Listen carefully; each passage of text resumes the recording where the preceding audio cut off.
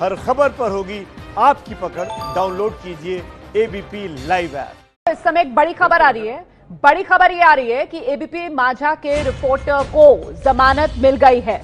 इस समय की बड़ी खबर, एबीपी माझा के रिपोर्टर हैं राहुल कुलकर्णी। राहुल कुलकर्णी को जमानत मिल गई है।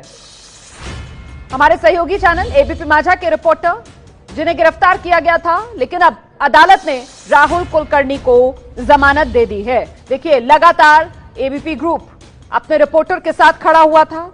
हम लगातार ये कह रहे थे कि निष्पक्ष और ईमानदार पत्रकारिता का गला घोटा जा रहा है। जिस तरीके से गिरफ्तारी हुई है हमारे रिपोर्टर की, और अब कहीं ना कहीं एबीपी का रुख जो है उस पर ये मोहर जो लगी है अदालत की तरफ से, क्योंकि हमारे रिपोर्टर राहुल कुलकर्णी को अदालत ने जमानत दे दी है।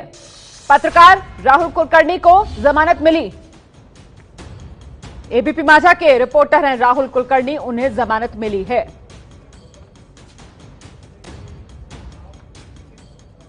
देखिए, रेलवे का एक लिखित प्रस्ताव था।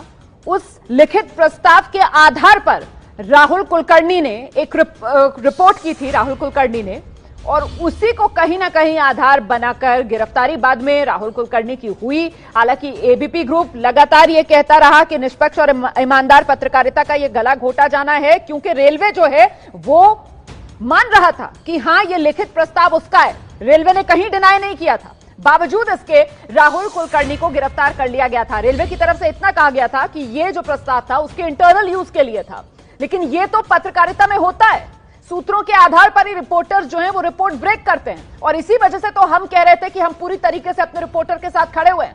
सीधे रुख करते हैं फिलहाल एबीपी न्यूज संवाददाता मेरे सहयोगी गणेश ठाकुर इस वक्त हमारे साथ मौजूद हैं।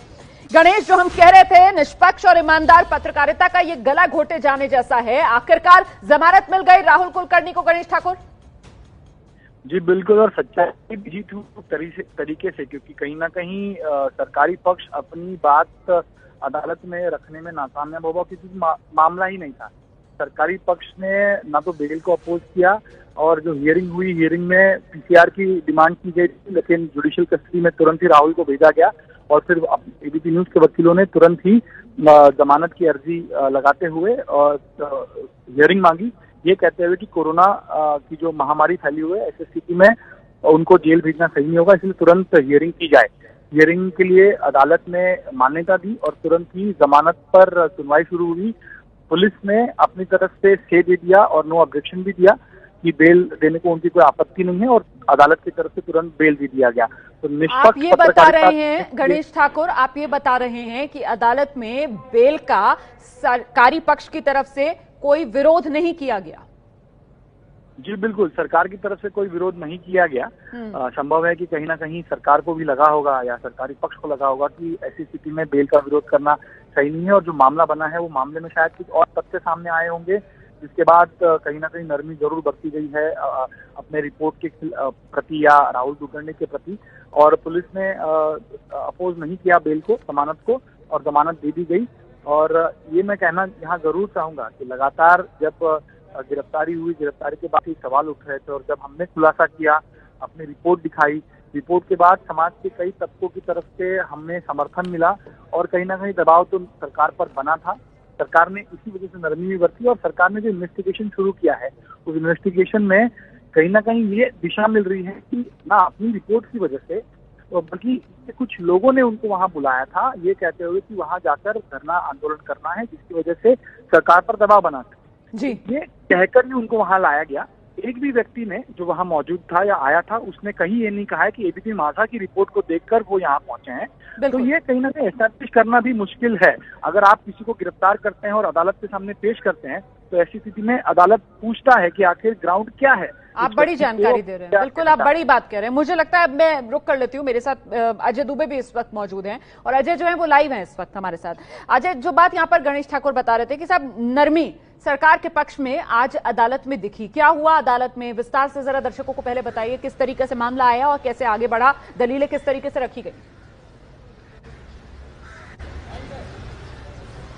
जी देखिए, बेहद लंबी सुनवाई इस पूरे मामले पे हुई है। तकरीबन 1 से 1.5 घंटा से ज्यादा समय तक अंदर सुनवाई चलती रही है, और क्या कुछ अंदर बात हुई है, अब जो अंदर वकील थे वो धीरे धीरे बाहर आ रहे हैं, उनसे हम बात करेंगे और जो पूरी सूचना है वो आपको बताएंगे। जी जी, अपनी बात पूरी कीजिए। जी, तो मैं वही कह रहा हूं कि देखिए सुनवाई बेहद लंबी चली है। सुनवाई के बाद जो जितने अंदर वकील थे, क्योंकि जो रिपोर्टर्स थे उनकी एंट्री अलाउ नहीं थी, जो भी केस से जुड़े हुए लोग हैं केवल उनको अंदर एंट्री दी गई थी। तो उसके बाद जब सब धीरे धीरे बाहर निकल के आ रहे हैं, उनके बाद हम देखिए वकील यहाँ पे पहुंचे हुए हैं, उनसे भी हम बात करेंगे। पूरा जो अंदर जो कुछ मामला था वो हम आपको बताते चलेंगे। थोड़ा सा समय इसमें और लगेगा, वकीलों के बाहर निकलने का सिलसिला शुरू हो गया है। मैं आऊंगी अजय दुबे आपके पास। मुझे लगता है अजय जरा इंतजार कर रहे हैं कि वकील कोई आए तो वो उससे बात कर पाए। देखिए, फिलहाल जिस तरीके से गणेश ने बड़ी जानकारी दी, वो खबर यही निकल कर आई है कि सत्ता पक्ष जो है, सरकार जो है, शायद उसको भी इस बात का एहसास हुआ कि कदम जल्दबाजी में उठा लिया गया। इसी वजह से पहले बेल का कोई विरोध सत्ता पक्ष की तरफ से किया नहीं गया। अदालत में बेल मिल गई है हमारे पत्रकार राहुल कुलकर्णी को। रिपोर्टर राहुल कुलकर्णी को बेल मिली। एबीपी ग्रुप लगातार अपने रिपोर्टर के साथ खड़ा रहा। हम लगातार अपने रुख पर कायम रहे कि साहब ये जिस तरीके की कार्रवाई हुई है, ये सीधे सीधे जो निष्पक्ष पत्रकारिता होती है, जो एक ईमानदार पत्रकारिता होती है, उसका गला घोटने की कोशिश है। अच्छा, रिपोर्ट क्या थी? रिपोर्ट भी जो रेलवे का एक दस्तावेज था उसके आधार पर यह रिपोर्ट थी। रेलवे का एक नोट था, उसके आधार पर यह रिपोर्ट की गई थी। ऐसा नहीं है कि रिपोर्ट बेबुनियाद थी। और बड़ी बात यह कि रेलवे ने भी उस नोट को अपने डिनाई नहीं किया है। तो मतलब कहीं पर भी गलत नहीं थे। रिपोर्टर राहुल कुलकर्णी, बेल राहुल कुलकर्णी को मिल गई है। और ये जो पूरी कार्रवाई हुई थी रिपोर्टर राहुल कुलकर्णी के खिलाफ, इस पर हमारे सहयोगी चैनल एबीपी माझा का जो पक्ष था वो भी आपको इस समय एक बार फिर से देखना चाहिए। मुंबई के बांद्रा वेस्ट स्टेशन पर जुटी भीड़ और एबीपी माझा पर चली एक खबर के आपसी संबंध को बताने वाली बहुत सी रिपोर्ट्स आ रही हैं। ये रिपोर्ट्स पूरी तरह से गलत हैं और इन्हें एबीपी माझा की छवि खराब करने के लिए फैलाया जा रहा है। चैनल की खबर को जनहित में प्रसारित किया गया था, जिसका आधार वैध दस्तावेज और जानकारी थी। सुबह 10 बजे आदरणीय प्रधानमंत्री के लॉकडाउन बढ़ाने के संबंध में दिए गए संबोधन और रेल मंत्रालय की तरफ से कई ट्रेनों को रद्द करने और 3 मई 2020 तक के लिए किराए के रिफंड की घोषणा के बाद दोपहर 12:30 बजे से दोपहर 1:30 बजे तक हमने कई खबरें चलाई। एबीपी माझा पर हमने साफ कहा कि कोई भी ट्रेन नहीं चलेगी। इसीलिए तकरीबन दोपहर 3:45 पर बांद्रा वेस्ट स्टेशन पर जुटी भीड़ और चैनल की खबर को आपस में जोड़े जाने की कोई वजह नहीं बनती। एबीपी माझा की इस खबर और उसके अपडेट्स को आपराधिक कृत्य कहना अपमानजनक है। हम इस बात से स्तब्ध और निराश हैं कि हमारे संवाददाता श्री राहुल कुलकर्णी को इस खबर के संबंध में गिरफ्तार किया गया। हम कानून के तहत जरूरी और त्वरित कदम उठाएंगे। हम पूरे विश्वास के साथ कह सकते हैं कि हम जिम्मेदार पत्रकारिता के रास्ते से भटके नहीं हैं। पत्रकारिता और मीडिया जरूरी सेवाएं हैं। रेल मंत्रालय के 13 अप्रैल 2020 के उस पत्र से इनकार नहीं किया जा सकता जिसमें प्रवासी मजदूरों को उनके गृह जिलों में वापस भेजने के लिए ट्रेन चलाने का प्रस्ताव है।